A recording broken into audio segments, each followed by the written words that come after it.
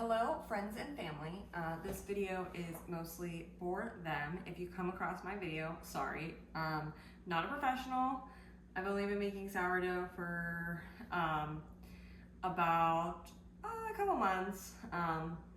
But I gave my mom starter like, it has to be a month ago. Well, maybe not. 3 weeks ago. And I know it's sitting in her fridge and she's gonna be lost on what to do, so this video is for her. So, first thing first, wash your hands.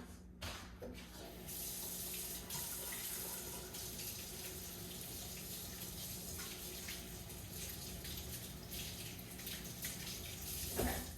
Once your hands are clean, you're gonna wanna grab all your supplies. So I have my all-purpose flour is what I use. I have my purified water, and I have my starter, and also my scale. So first thing first, I'm gonna take my starter has been in the fridge since Sunday, so it is not too bad. That's what it looks like. Smells actually pretty good. So smells, well, pretty good to me. Probably not actually smells good, but it smells like a good starter. So I discard half, put it in, I just dump it into the trash. I kind of just eyeball it a little bit. I don't measure.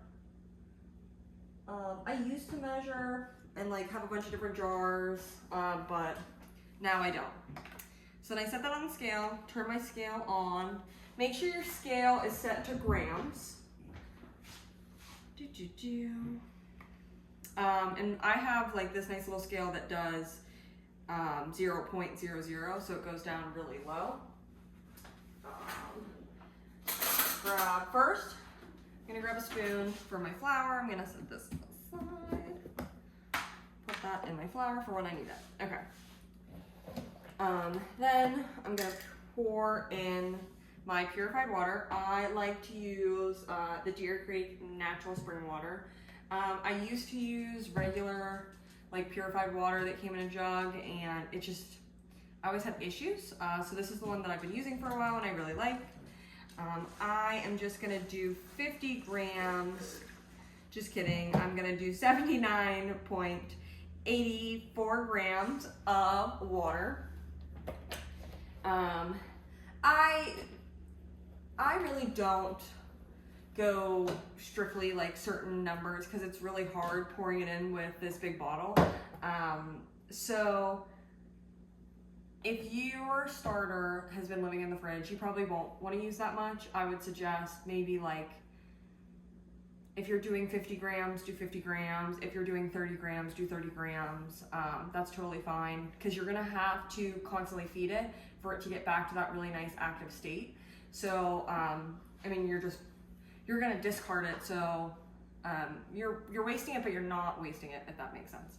Okay, so I have 79.84 ounces of water, purified water in my jar. So now I'm gonna bring it back to 0, and I'm gonna try and put the same amount of flour in my jar. So I just use a nice spoon.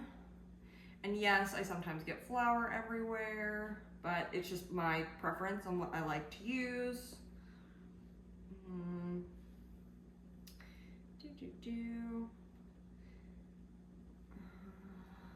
Almost there. Okay, so that was a little too much. I'm just gonna try and take some off the top.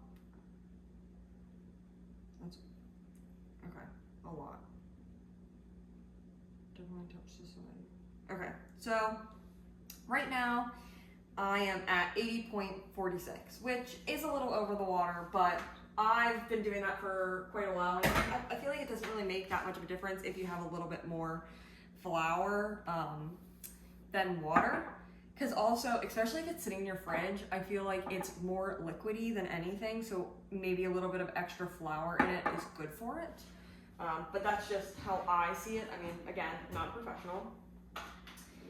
Then I take a nice clean silicone spatula, and first I like to scrape down the sides just because from pouring it out, a lot of the starter gets stuck up at the sides, And I don't have like the best jar. It has this nice little groove in it, so I like to try and get that immediately because it just gets really tough and hard once it's all mixed together. So then get all the sides down, and then you give it a nice mix.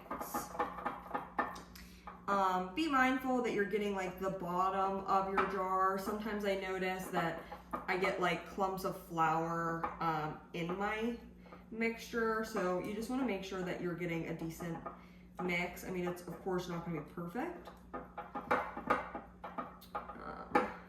And then again, scrape down the sides. Sometimes you get a little flour up there, so I normally scrape down the sides and then mix again until I think it looks pretty good.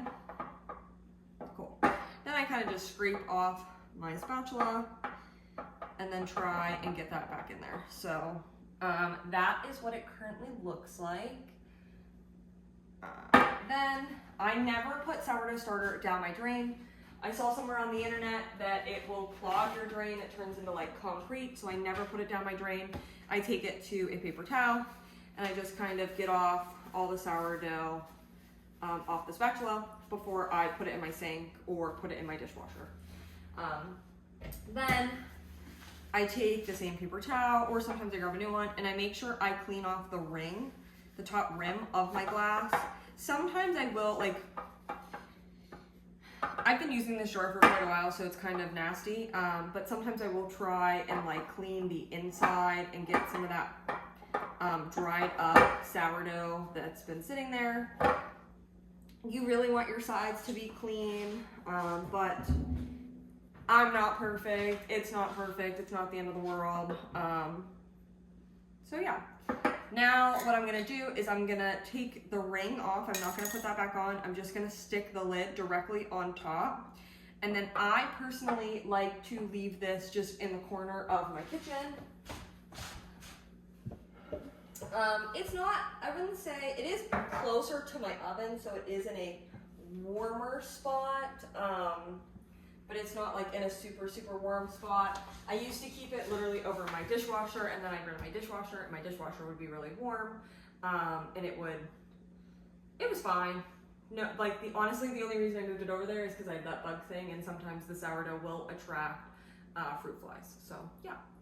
And then I will leave that, and then tomorrow morning it will double.